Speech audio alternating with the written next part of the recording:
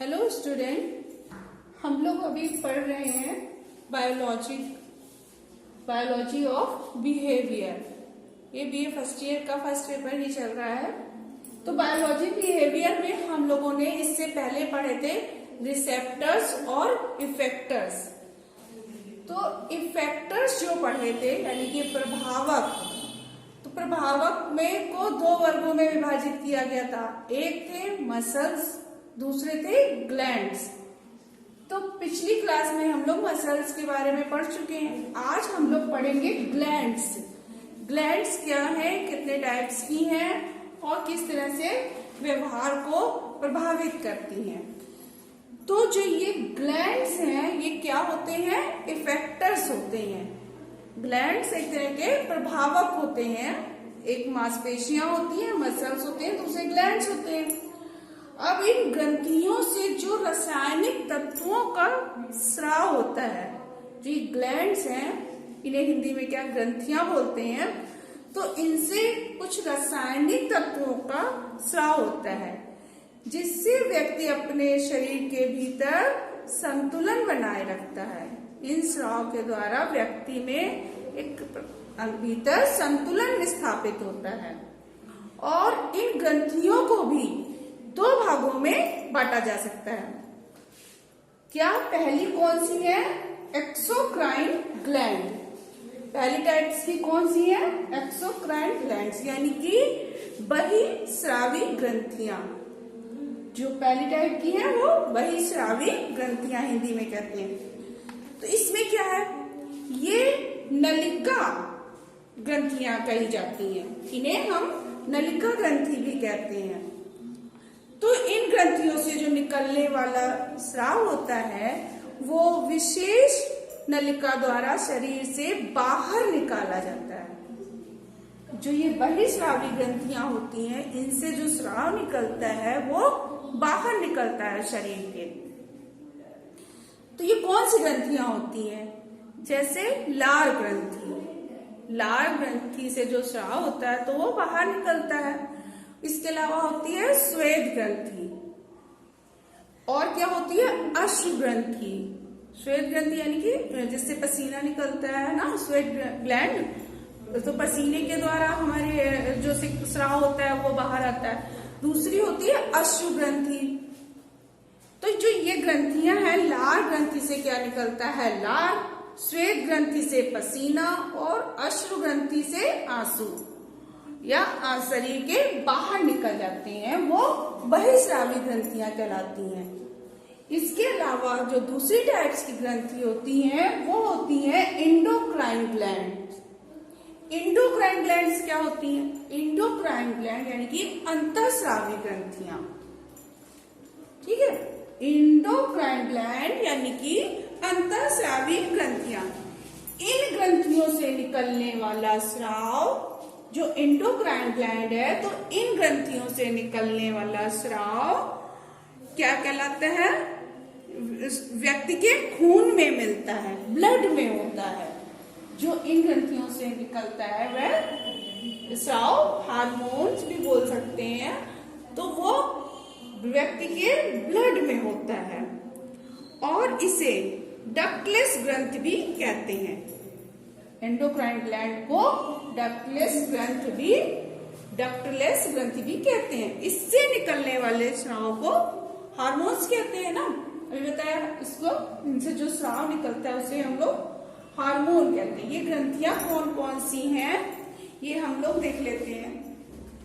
तो सबसे पहले कौन सी, पहले कोई ऊपर नीचे कोई बात नहीं, लेकिन इसमें जो ग्रंथियां हैं वो कौन है, pituitary gland, adrenal gland, thyroid gland, parathyroid gland, pancreas gland और सेक्स ग्लैंड। तो ये जो ग्लैंड्स हैं, हर ग्लैंड से एक अलग प्रकार का स्राव निकलता है, अलग प्रकार का हार्मोन निकलता है जो व्यक्तित्व के व्यवहार का कारण होता है। तो सबसे पहले जो है पिट्यूटरी ग्लैंड, अगर हम लोग देखें तो ये है पिट्यूटरी ग्लैंड। पिट्यूटरी ग्लैंड क्या है कि यह ग्रंथि मस्तिष्क में स्थित होती है। पिट्यूटरी ग्लैंड कहाँ होती है, मस्तिष्क में स्थित होती है। और ये कहाँ होती है? इसे हाइपोथैलेमस हाइपोफिसिस भी कहते हैं। पिट्यूटरी ग्लैंड को हाइपोफिसिस भी कहते हैं। अब क्या है, इसको भी दो भागों में बांटा जाता है, एंटीरियर और पोस्टीरियर। एंटीरियर और पिट्यूटरी ग्लैंड जो है उसका अग्रभाग और पश्चभाग, मतलब एंटीरियर और पोस्टीरियर। तो इसके अलावा जो दूसरी ग्लैंड है वो है एड्रिनल ग्लैंड। एड्रिनल ग्लैंड क्या है? यह शरीर के किडनी के ऊपर स्थित होती है। पिट्यूटरी ग्लैंड तो मस्तिष्क में होती है और एड्रिनल ग्लैंड कहाँ होती है? किडनी के ऊपर स्थित होती है। इसके बाहरी भाग को एड्रिनल कॉर्टेक्स और भीतरी भाग को एड्रिनल मेडुला कहते हैं। बाहरी भाग को एड्रिनल कॉर्टेक्स और भीतरी भाग को एड्रिनल कॉर्टिना कहते हैं। मेडुला, एड्रिनल मेडुला कहते हैं। तो क्या है, यह शरीर के कार्बोहाइड्रेट, जो ये एड्रिनल ग्लैंड है, यह शरीर में जो कार्बोहाइड्रेट होता है और मेटाबॉलिज्म जो होती है उसका निर्धारण करती है। हर ग्लैंड का अलग अलग फंक्शन होता है ना, जो हार्मोन्स होते हैं अलग अलग कार्य करते हैं। इसके बाद आती है थायराइड ग्लैंड। थायराइड ग्लैंड, इसका स्थान कहाँ होता है? कंठ पे। थायराइड ग्लैंड का स्थान कंठ पे होता है। इसके भी दो भाग होते हैं। कंठ ग्रंथि से निकलने वाले हार्मोन को क्या कहते हैं? थायरॉक्सिन। थायराइड ग्लैंड में जो हार्मोन निकलता है उसको हम लोग क्या कहते हैं? थायरॉक्सिन। इसका प्रभाव मेटाबॉलिज्म पर पड़ता है। अब क्या है, इसकी कमी से शरीर का विकास कम हो जाता है। अगर थायराइड ग्लैंड से जो थायरॉक्सिन है वो कम निकलेगा तो शरीर का विकास कम हो जाता है। और थायरॉक्सिन की कमी होने से बच्चे बौने हो जाते हैं, हाइट में कम रह जाते हैं। इसके बाद आती है पैराथायराइड ग्लैंड।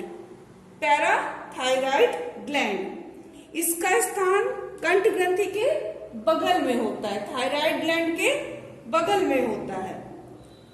और इससे निकलने वाले हार्मोन को पैराथोर्मोन कहते हैं। यह खून में क्या करता है? कैल्शियम, यह ब्लड में कैल्शियम, फास्फोरस की मात्रा का निर्धारण करता है। अब क्या है, इसकी अधिकता से कैल्शियम का स्तर अधिक, अगर जो इससे जो स्राव निकल रहा है उसकी अधिकता से कैल्शियम का स्तर अधिक हो जाता है, परंतु फास्फोरस का फास्फेट का स्तर कम हो जाता है। ठीक है। इसके बाद आती है पैंक्रियास ग्लैंड। पैंक्रियास ग्लैंड, इसका स्थान कहाँ होता है? अमाशय के नीचे। पैंक्रियास ग्लैंड का स्थान कहाँ होता है, कहाँ स्थित होती है? अमाशय के नीचे। अब क्या है कि इसमें दो तरह की कोशिका होती हैं। एक होती है बीटा सेल्स। तो बीटा सेल्स से निकलने वाले जो हार्मोन को हम लोग क्या कहते हैं? इंसुलिन। पैंक्रियास के जो बीटा सेल होते हैं उनसे जो निकलता है स्राव उसे इंसुलिन कहते हैं। इसके अलावा जो अल्फा कोशिका, बीटा सेल्स और अल्फा सेल्स, जो अल्फा सेल्स होते हैं उनसे निकलने वाले हार्मोन्स को क्या कहते हैं? ग्लूकागोन। तो ये इससे दो तरह के स्राव निकलते हैं। इसके बाद आती है सेक्स ग्लैंड। उसमें क्या होता है, जो महिलाओं की ग्रंथि होती है उसे ओवरी तथा पुरुषों की ग्रंथि को टेस्टिस बोलते हैं। और जो इस ग्रंथि से स्राव निकलता है उसे जोनाडल हार्मोन कहते हैं। ठीक है। यह तीन तरह के होते हैं। एक होते हैं एंड्रोजेंस, दूसरे होते हैं एस्ट्रोजेंस, तीसरे होते हैं प्रोजेस्ट्रोन। ये सेक्स ग्लैंड से निकलते हैं।